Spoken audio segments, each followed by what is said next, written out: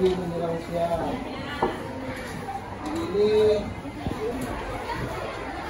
selamat pagi anak-anak, gimana kabarnya hari ini? Baik. Udah pada sarapan belum?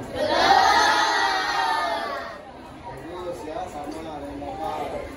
Kemudian kalian udah siap belajar hari ini? Siap.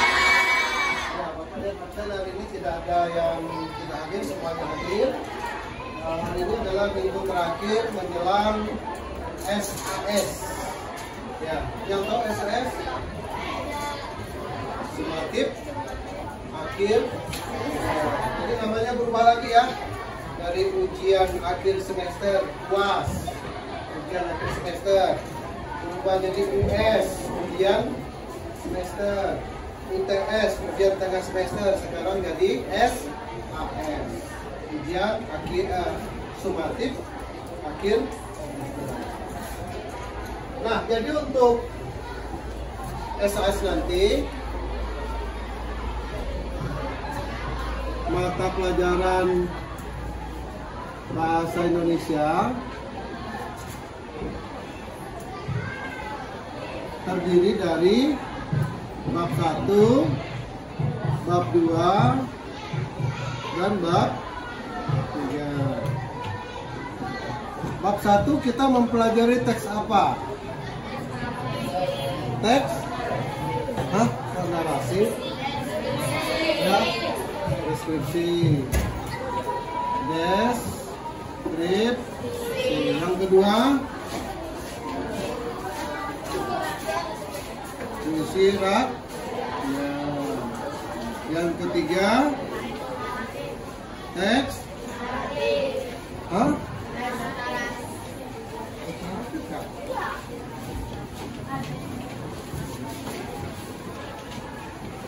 yang ketiga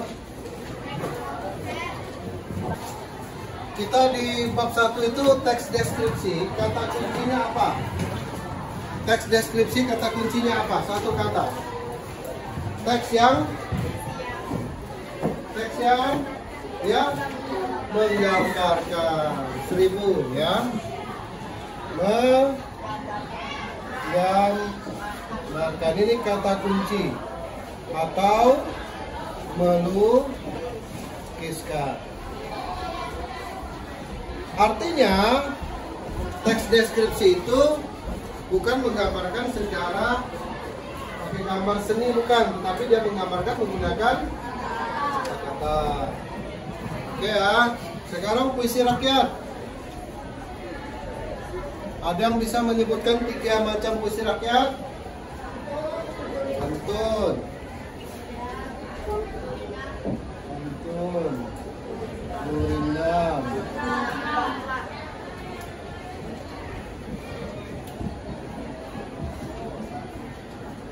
Nah, di dalam kehidupan nyata, puisi rakyat itu ada banyak ya. Tetapi yang kita pelajari diberikan di dalam buku hanya 3. Ini, pantun, gurindam, dan mantra. Mengapa dia disebut puisi rakyat? Karena pantun, gurindam, mantra ini berkembang di tengah-tengah rakyat, bukan diciptakan oleh pejabat. Pantun, gurindam, dan mantra ini terikat. Ada yang bisa bantu Bapak apa artinya terikat? Mengapa puisi rakyat disebut terikat? Yang tahu mengapa disebut terikat? Hah?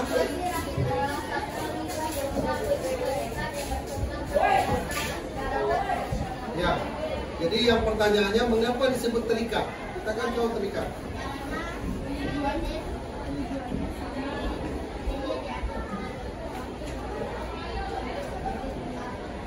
Iya, itu jawabannya ya. Karena puisi rakyat diatur oleh ketentuan-ketentuan. Artinya, contoh pantun, berapa baris? Hah? Ada 4. Boleh nggak pantun 5 baris? Tidak boleh. Ya. Nah, artinya terikat kalau disebut di situ 4 baris, yang 4 baris nggak boleh 5 baris. Gurindam berapa baris? 2.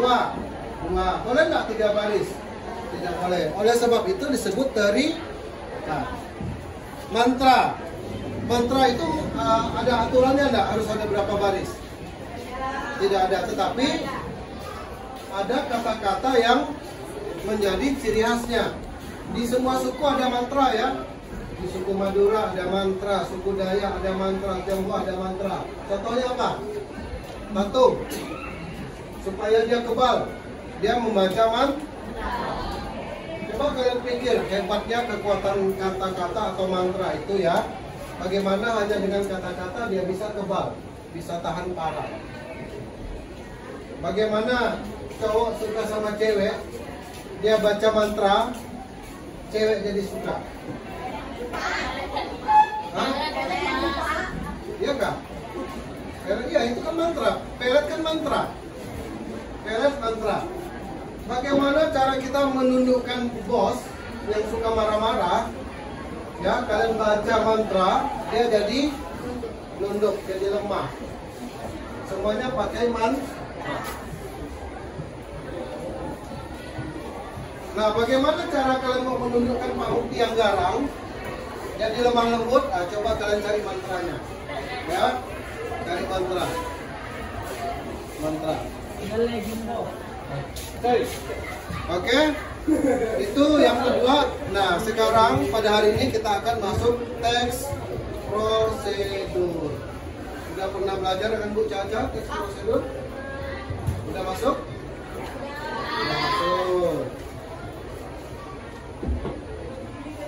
Teks prosedur biasanya yang viral kalian lihat di TikTok, IG, itu istilahnya tuh apa? Tut, to, ya, tuto, ya. Ada tutorial mempersulit hidup ya? Ya, ada tutorial supaya kita mudah tidur. Ya. Kalian pernah baca nggak tutorial bagaimana supaya cepat tidur? Gimana caranya? Iya, ada yang bilang matanya dikedipin cepat-cepat. Ada yang bilang hitung domba 1, 2 sampai 100. Itu tutorial. Apalagi ada yang mendengarkan musik tidur yang 1000 kHz ya. Nah sekarang tutorial nasi goreng. Bapak yakin di kelas ini ada 30 berapa siswa? 33. Bapak kasih bahannya sama, nasinya sama, kompornya sama, kualinya sama, minyaknya sama. kecapnya sama, garamnya sama. Tetapi Bapak yakin tidak ada satupun yang rasanya sama. Percaya tidak? Ya. Apa yang menyebabkan hal itu? Udah ada resepnya. Garam setengah sendok teh, kecap 100 ml misalnya ya, nasinya 2 sendok. Tetapi jadinya rasa pasti beda, tidak yang sama. Itu yang disebut dengan tuto, ya berbeda-beda. Di kelas ini pernah makan capcay semuanya? Sudah berapa tempat yang kalian makan capcay? Ada nggak 5 tempat? 4? Hah? Ada nggak yang sama di antara tempat-tempat itu rasanya? Beda kan? Ada yang kuahnya kental, ada yang kuahnya encer, ada yang rasa sotongnya kuat, ada yang tawar, ada yang cabenya rasanya basi, nah ya, ada yang cabenya pedas aja, ada manis-manis dan seterusnya. Nah, teks prosedur yang akan kita pelajari itu mempunyai tujuan. Ini tujuan pembelajarannya.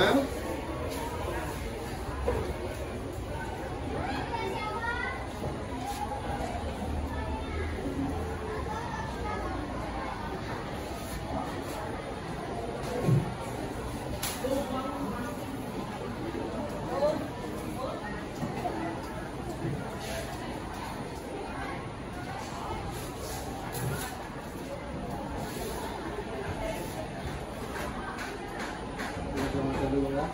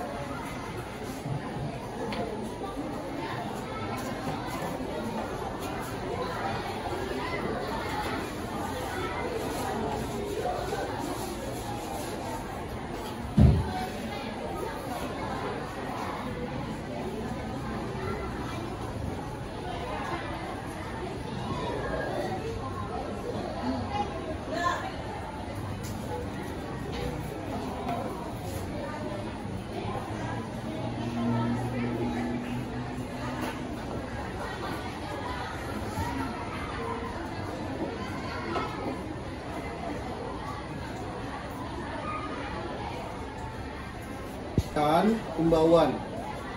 Artinya boleh nggak kita tidak mengikuti anjuran? Boleh nggak? Boleh. Misalnya dokter bilang sebelum makan cuci tangan. Boleh nggak kalian nggak ikuti?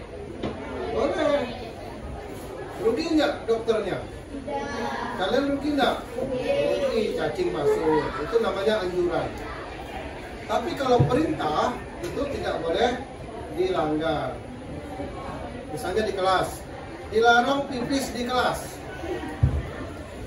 Boleh nggak kalian melanggar? Nah, kalau anjing, boleh. Ya, biasa anjing masuk sini sore-sore nih. Jadi ada bau pesing, biasa ada ya. Nah itu biasa anjing sore-sore, bapak sore-sore di sini lihat ada masuk sini. Nanti kalau kalian sempat buat tulisan di depan ya. Itu anjing dilarang. Iya. Pernah nggak ada kotorannya kalian ketemu? Gimana ya? Yang kedua, mengenali ciri kalimat serta unsur dalam teks prosedur. Yang ketiga, menyimak paparan prosedur lisan. Yang keempat, berlatih menyajikan prosedur. Jangan tutorial membuat roket. Nah itu bukan sehari-hari. Atau bapak tanya ke kalian nih, mencuci tangan, langkah pertama apa yang dilakukan? Basahkan tangan. Bisa nggak cuci tangan nggak pakai air ya? Bisa pakai hand sanitizer. Tahu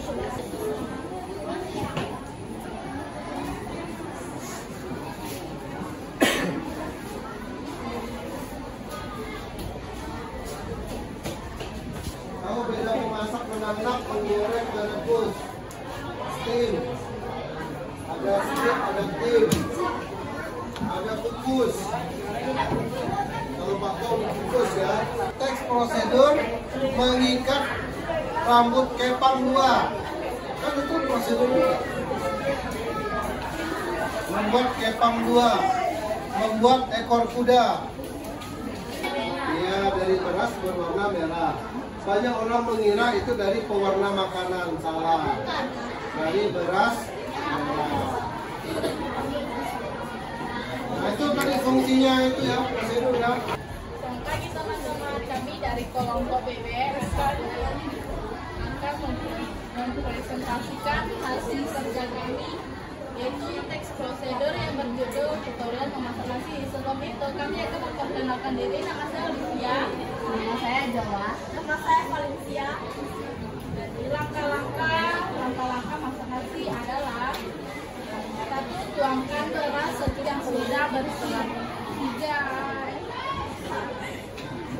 4. Lalu angkat berasnya ke kompor dan nyalakan kompor. 5. Setelah 15 menit, angkat berasnya dan masukkan ke rice cooker. Masak dimasukkan ke rice cooker. Nah, sebelumnya bisa dimasak di mana? Panci. Dandang.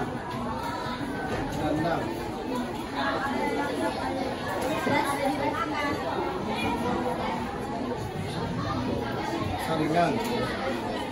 Ada di rice cooker abu-abu apa ya?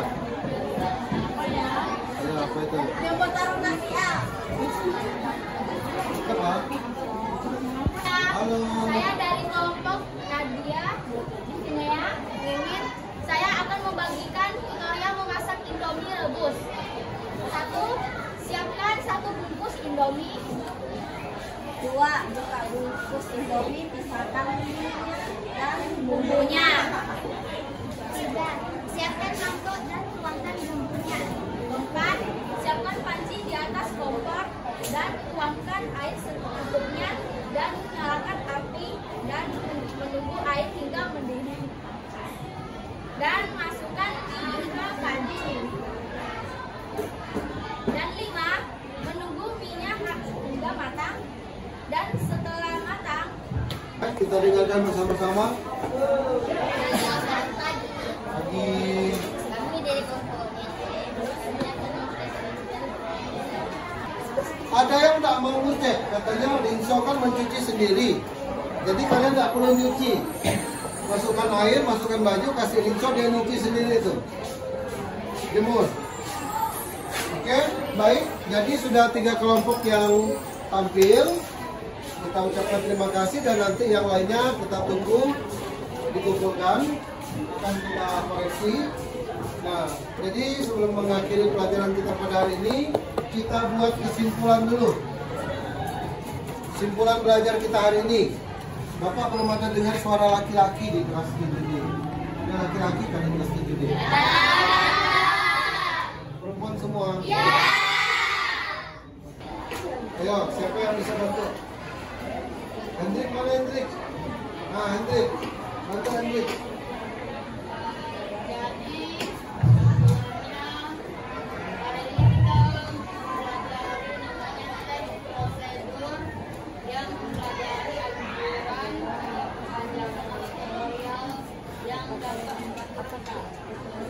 Dalam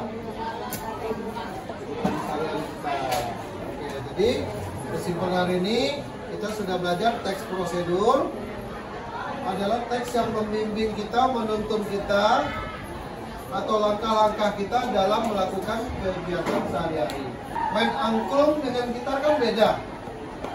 Karena tidak tahu tutorial, dia memainkan angklung dengan cara dipetik salah. Memainkan biola dengan cara dipukul. Memainkan drum dengan cara digesek. Drum. Hah? Dipukul. Nah itu tadi tutorial. Oke, untuk selanjutnya, minggu selanjutnya kita akan lanjut tetap teks prosedur, tetapi kita akan mengenali nih ciri kalimat serta unsur dalam teks prosedur untuk pertemuan selanjutnya. Masih teks prosedur. Oke, jadi untuk hari ini kita akhiri pertemuan kita. Terima kasih atas kebersamaan kita pada hari ini, karena kita sudah belajar bersama-sama. Kita berdoa di hari guru, masih suasana hari guru, bukan cuma guru yang sehat, kalian juga semuanya sehat. Murid berpura-pura sakit supaya tidak ke sekolah. Tetapi orang tua berpura-pura sehat supaya anaknya bisa sekolah. Bagus kan kata-katanya? Ya. Murid berpura-pura sakit supaya tidak belajar. Orang tua kalian berpura-pura sehat supaya kalian tetap sekolah. Terima kasih untuk kebersamaan kita pada hari ini. Mari kita berdoa.